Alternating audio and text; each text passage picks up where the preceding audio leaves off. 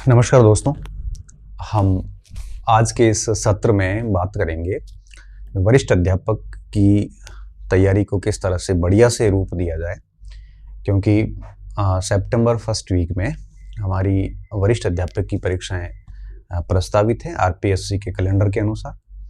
और आपको पता है कि मार्च मोटा मोटा जा चुका है। अप्रैल, मई, जून, जुलाई और अगस्त 5 महीने आपके पास में हैं। तो वरिष्ठ अध्यापक की हम बात करेंगे आज। ठीक है, मैंने काफ़ी पहले कहा था आपको कि किस तरह से इसको बैलेंस करना है। हमारे पास में 5 माह का टाइम है।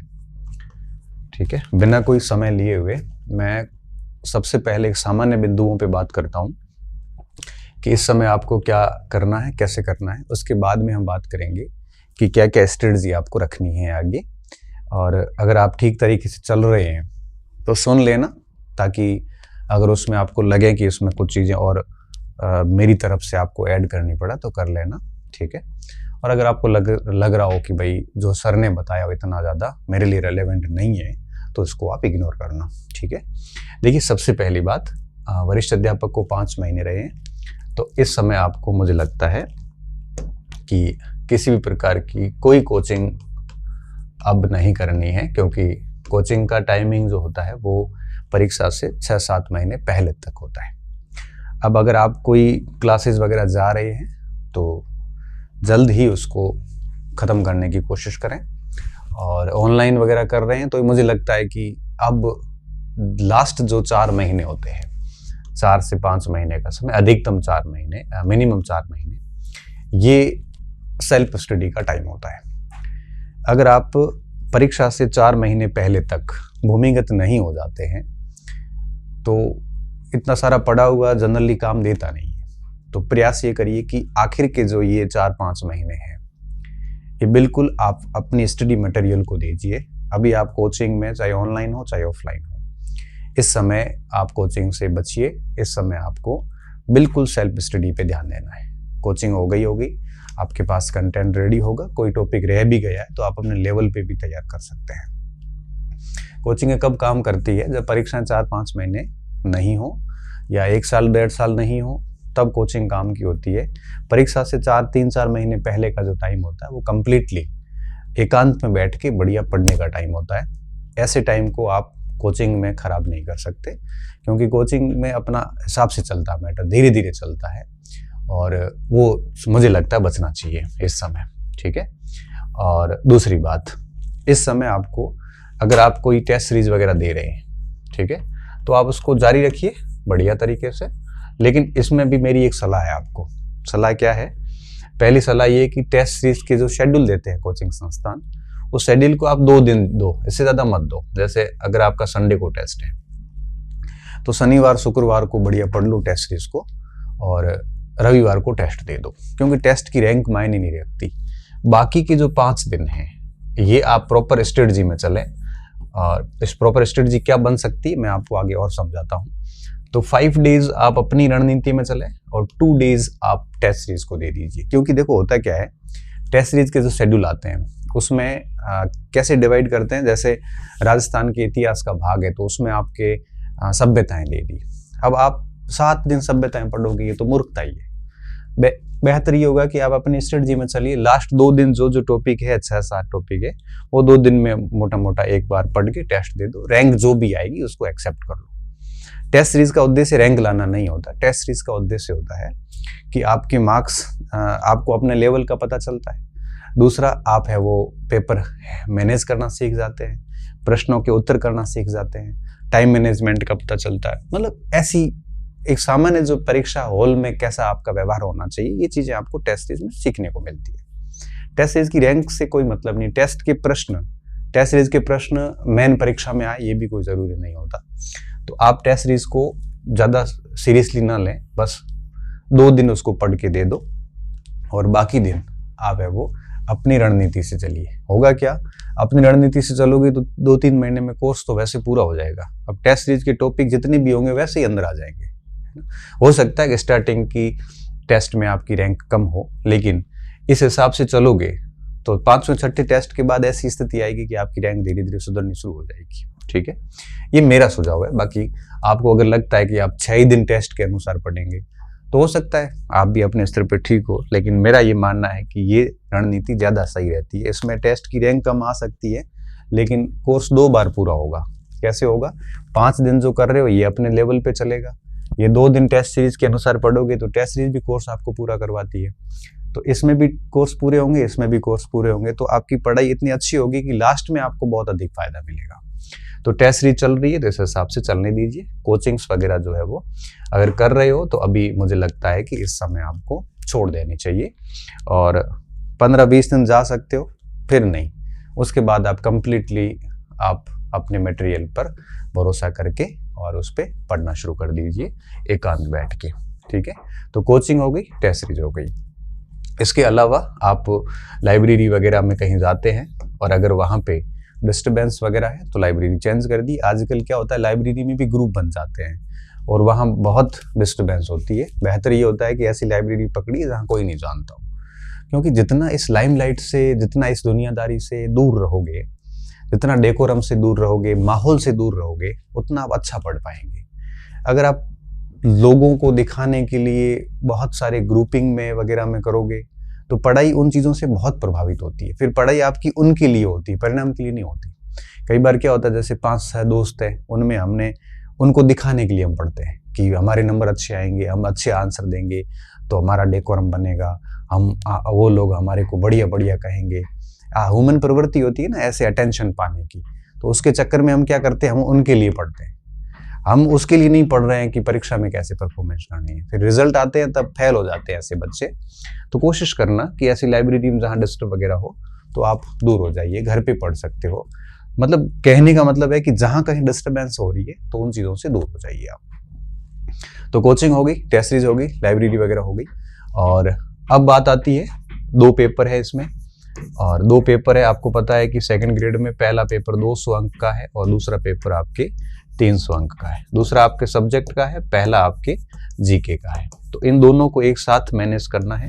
आप है वो ऐसा ना करें कि पहला पेपर छोड़ दें दूसरा पढ़ें, या दूसरा छोड़ दें पहला पढ़ें, क्योंकि सीट जो है वो अभी कम है, लेकिन हाँ वो बढ़ भी जाएगी मगर फिर भी कम है। ऐसी स्थिति में अगर आप केवल एक पेपर के भरोसे रहेंगे तो निश्चित तौर पे आपको असफलता ही मिलेगी। तो कोशिश करना दोनों पेपर साथ लेके चलें। कैसे चलना ये भी हम बात करेंगे।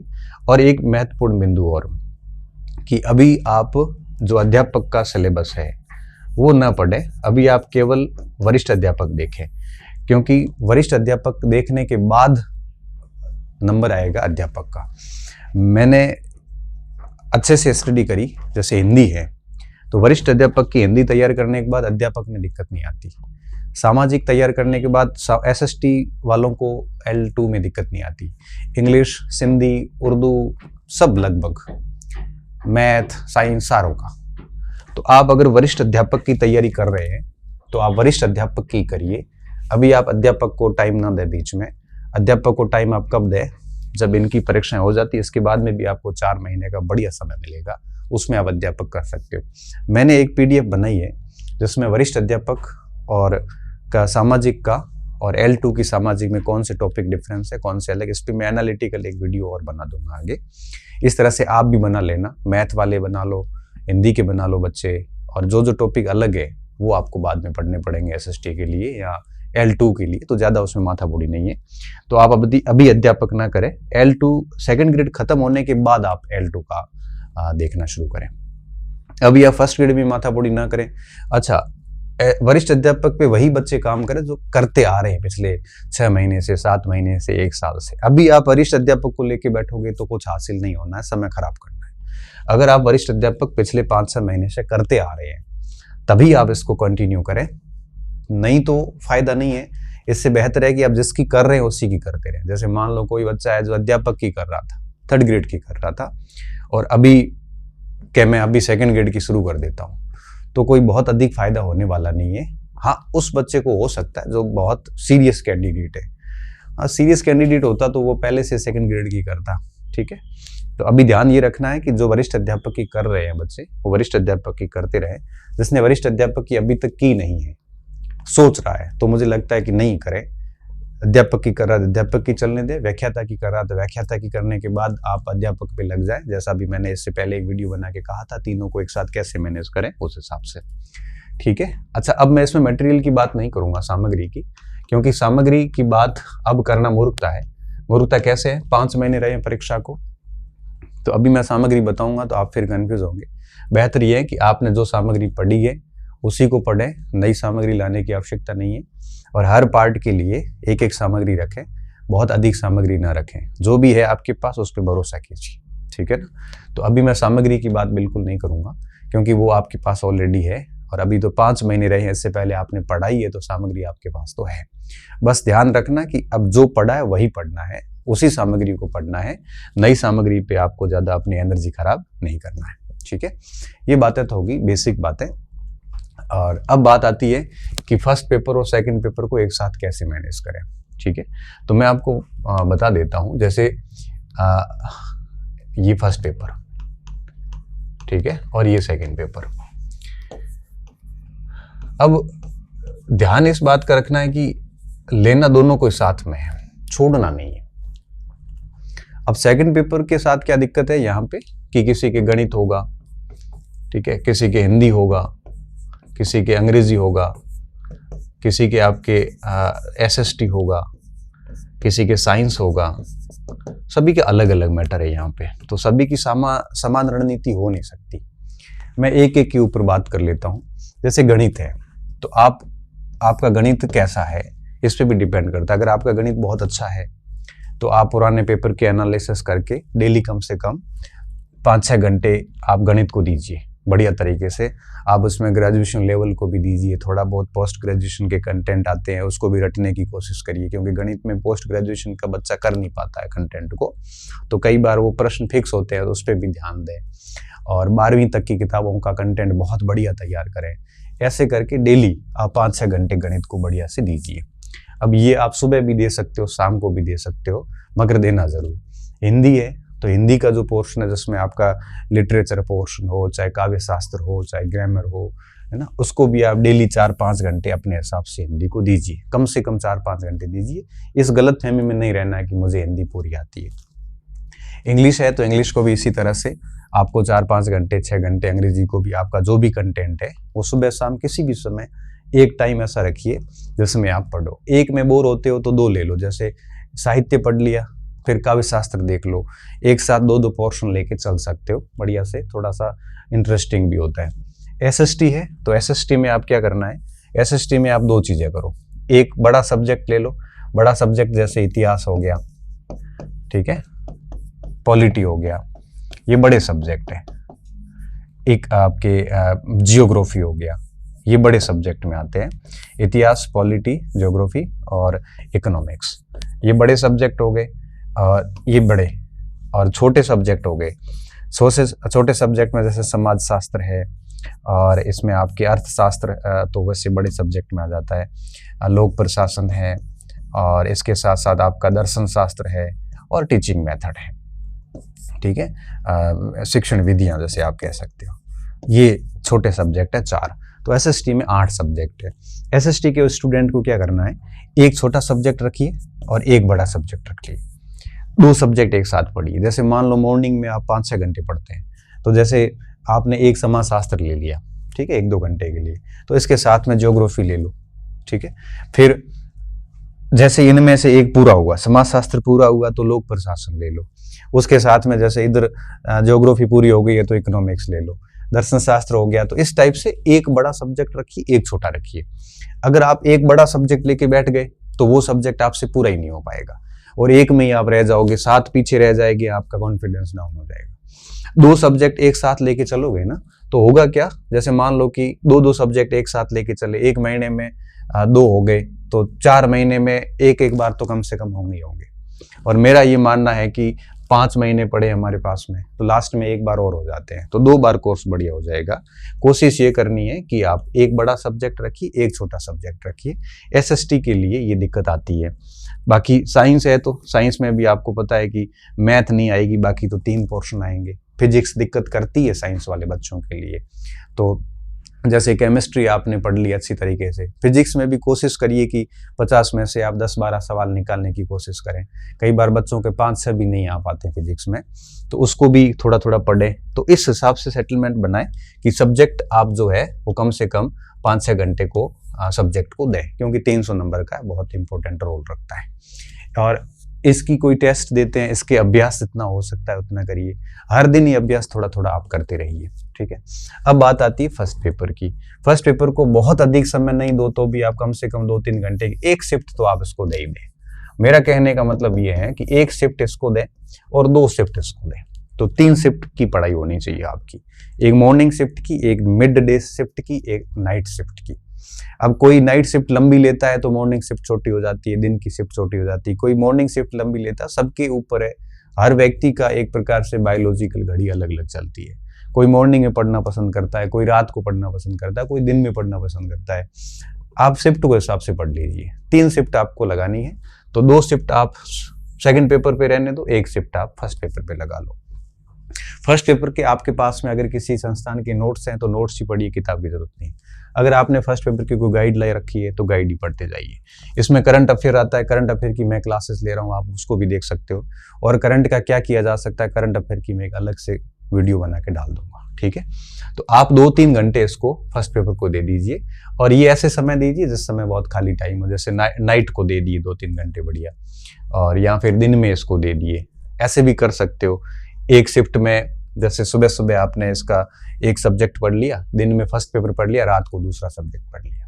ऐसे किया जा सकता है, तो थोड़ा सा इंटरेस्टिंग बना रहता है और कॉन्फिडेंस भी रहेगा कि भाई मेरे 500 का 500 7 को चल रहा है। जैसे हिंदी है, अब हिंदी में जैसे सुबह आपने एक पार्ट ले लिया, दिन में ये पढ़ लिया बढ़िया, और रात को हिंदी का कोई दूसरा पार्ट आपने ले लिया।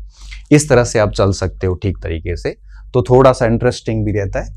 और ये 5 दिन ऐसे चलाइए, और फिर यहाँ 4 दिन चलाइए, और फिर आप 2 दिन आप है वो इसको अपन ने थोड़ा 5 और 2 लिख लिया, इसको आप 4 और 3 भी कर सकते हैं। जैसे सोम मंगल बुध गुरु को आपने 4 दिन इस तरह से पढ़ाई कर ली, और फिर शुक्र शनि को आपने टेस्ट सीरीज को देख लिया, टेस्ट सीरीज का जो पाठ्यक्रम है उसके अनुसार करके, और संडे को बढ़िया टेस्ट दे दिया।